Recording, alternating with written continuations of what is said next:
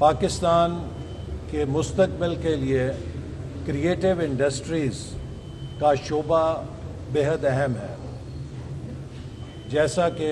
وزیر اعظم شہباز شریف صاحب نے پاکستان کے مستقبل کے لیے اڑان پاکستان کا منصوبہ شروع کیا ہے، جو کہ 2024 اور 2029 کے 5 سالوں میں پاکستان کو ایک مستقل پائیدار ترقی کی مضبوط بنیاد فراہم کرنے کا منصوبہ ہے. اس میں 8 شعبوں کے ذریعے ہم پاکستان کی معیشت میں برآمدات کو فروغ دے کر پاکستان کو پائیدار ترقی کے لیے تیار کریں گے. ان 8 شعبوں میں زراعت، صنعت، انفارمیشن ٹیکنالوجی، سروسز، بلو اکانومی، کریٹیو انڈسٹریز اور مین پاور ایکسپورٹس شامل ہیں. کریٹیو انڈسٹریز اس وقت دنیا میں $1.5 ٹریلین کی انڈسٹری بن چکی ہے، اور ہر ملک اس کے ذریعے اپنے کلچر کو اور اپنے لوگوں کی تخلیقی صلاحیتوں کو دنیا کے نقشے پر اجاگر کر رہا ہے. اسی حوالے سے پاکستان، جو کہ 60% نوجوان آبادی سے مالا مال ہے، ضروری ہے کہ ہم اپنے نوجوانوں کو کریٹیوٹی اور انوویشن کے وہ مواقع اور ذرائع دیں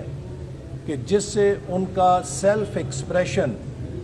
ہمارے ملک کی ثقافت، ہمارے ملک کے کلچرل ہیریٹیج اور ہماری ملک کی آئیڈینٹی کو دنیا کے سامنے پیش کر کے پاکستان کے لیے بھی ایک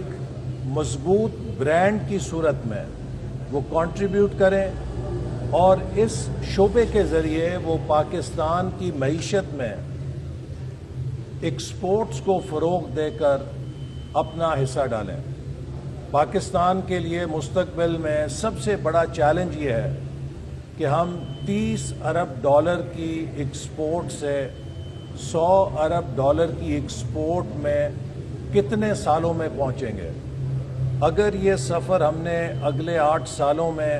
طے کر لیا تو ہم کامیاب ہوں گے، اور اگر ہم نے اس میں 15 سال لگا دیے تو ہمارا مستقبل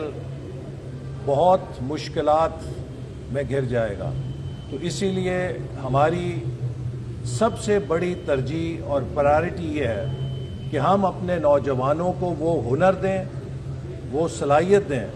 جس سے وہ پاکستان کی ایکسپورٹس کے اندر اپنی صلاحیتوں کو جھونک کر پاکستان کو لیپ فراگ کر سکیں. اور اس مقصد کے لیے حکومت سب سے زیادہ توجہ نوجوانوں کی تعلیم، سکلز پر دے رہی ہے. سالانہ 2 لاکھ نوجوانوں کو IT سکلز کی تربیت دی جائے گی تاکہ وہ ڈیجیٹل اکانومی کے لیے پاکستان کو آگے لے جانے کے لیے اپنا کردار ادا کر سکیں.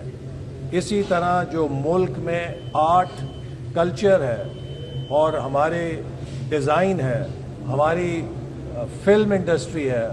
ہماری ڈرامہ اور موویز ہیں، ان سب کو پروموٹ کر کے بھی ہم پاکستان کی ثقافت کو عالمی سطح پہ لے جانا چاہتے ہیں. اس مقصد کے لیے حکومت نے ایک ڈبنگ فیسلٹی اسلام آباد میں قائم کی ہے تاکہ ہماری جو پروڈکشنز ہیں، چاہے وہ ڈراماز ہیں، چاہے وہ موویز ہیں، ان کو فورن لینگویجز میں ڈب کر کے ہم پروموٹ کریں اور پاکستان کی ثقافت کو، پاکستان کے سافٹ امیج کو ہم دنیا کے سامنے پیش کر سکیں. مجھے خوشی ہے کہ نیشنل کالج آف آرٹس کے طلباء اور طالبات اب ڈراماز میں، ویڈیو پروڈکشن میں، اینیمیشن میں، ڈیزائن میں اور اسی طرح آرکیٹیکچر کے اندر اپنی تخلیقی صلاحیتوں کے ذریعے پاکستان کی کریٹیو اکانومی میں اور کریٹیو انڈسٹری میں بہت اہم کردار ادا کر رہے ہیں. اس مقصد کے لیے میں انہیں یقین دلاتا ہوں کہ ہم نے پچھلی حکومت میں بھی نیشنل کالج آف آرٹس کے لیے خطیر منصوبہ منظور کیا تھا تاکہ اس کے انفراسٹرکچر کو بہتر کیا جائے، اسٹوڈنٹس کے لیے فیسلٹیز بہتر کی جائیں تاکہ یہاں پر اسٹوڈنٹس اچھی طرح کام کر سکیں، اور اب بھی ہم کمیٹڈ ہیں کہ اس ادارے کو انشاءاللہ ایکسپینڈ کریں گے تاکہ ہمارے نوجوانوں کی جو کریٹو صلاحیت ہے اس کو ہم ابھار سکیں۔ اور یہاں پر میں یہ کہنا چاہتا ہوں کہ آرٹ اور کلچر وہ ذریعہ ہے جو ہارمنی کو فروغ دیتا ہے، جو چیزوں کو ہارمنائز کرتا ہے، اور ہمارے معاشرے میں جو نفرتیں ہیں، جو پولرائزیشن ہے، جو ایک دوسرے کا عدم برداشت ہے، اسے ختم کرنے کے لیے آرٹ اینڈ کلچر ایک بہت مضبوط ذریعہ ہے کہ جس سے ہم لوگوں کو جوڑ سکتے ہیں۔ میں خود اس انتہا پسندی کا نشانہ بنا ہوں، اور مجھ پر جو قاتلانہ حملہ ہوا اس کی گولی میرے جسم میں موجود ہے، اور ہر روز مجھے یہ یاد دلاتی ہے کہ ہم نے اپنے معاشرے سے نفرت کی ذہنی گولیوں کو ختم کرنا ہے۔ یہ جو ذہنوں میں نفرت کی گولی بھری جاتی ہے یہ انتہا پسندی کے رویوں کو جنم دیتی ہے۔ ہم ایک دوسرے سے مختلف ہو سکتے ہیں، ہماری زبان فرق ہو سکتی ہے، ہمارا مذہب فرق ہو سکتا ہے، ہمارا کلچر فرق ہو سکتا ہے، ہمارے سیاسی نظریات فرق ہو سکتے ہیں، لیکن ہم سب پاکستانی ہیں، اور ہمیں ایک دوسرے کا بحیثیت پاکستانی احترام کرنا ہے۔ کوئی پاکستانی دوسرے پاکستانی سے کم درجے کا نہیں ہے۔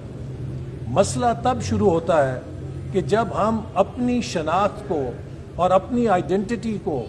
سپیریئر سمجھ کے اپنا سمجھتے ہیں یا اس کو ایکسکلوژن کی طرف لے کے جاتے ہیں، تب معاشرے کے اندر کانفلکٹس پیدا ہوتے ہیں، معاشرے کے اندر عدم استحکام پیدا ہوتی ہے۔ تو لہٰذا ہمیں یونٹی ان ڈائیورسٹی کی سمت میں چلنا ہے کہ ہم کس طرح مختلف نظریات رکھتے ہوئے، ہم کس طرح مختلف سوچیں رکھتے ہوئے ایک قوم بن کر ایک بڑے مقصد کے لیے اپنی کوششوں کو یکجا کر سکتے ہیں۔ اور میں سمجھتا ہوں کہ اب ہماری نوجوان نسل جو کہ اس ملک کا مستقبل ہے، اس کے سامنے سب سے بڑا چیلنج یہی ہے کہ 2047 میں آج سے 23 سال کے بعد جب اس خطے میں دو ملک، ہمارا ہمسایہ ملک اور پاکستان، آزادی کے 100 سال کا جشن منائیں گے، میں اور آپ کے وائس چانسلر صاحب اور ہماری نسل کہ شاید ایک دو لوگ ہوں جو 90-100 سال کی عمر تک زندہ رہیں گے، لیکن آپ سب اس مائل سٹون کو اور اس سنگ میل کو عبور کریں گے۔ اور ہمارے لیے سب سے بڑا سوال یہ ہے کہ جب 2047 آئے گا تو کیا ہماری آج کی نوجوان نسل جو اس وقت اپنے پیک پر ہوگی وہ تاریخ کے سامنے سرخرو ہوگی یا تاریخ کے سامنے شرمسار ہوگی؟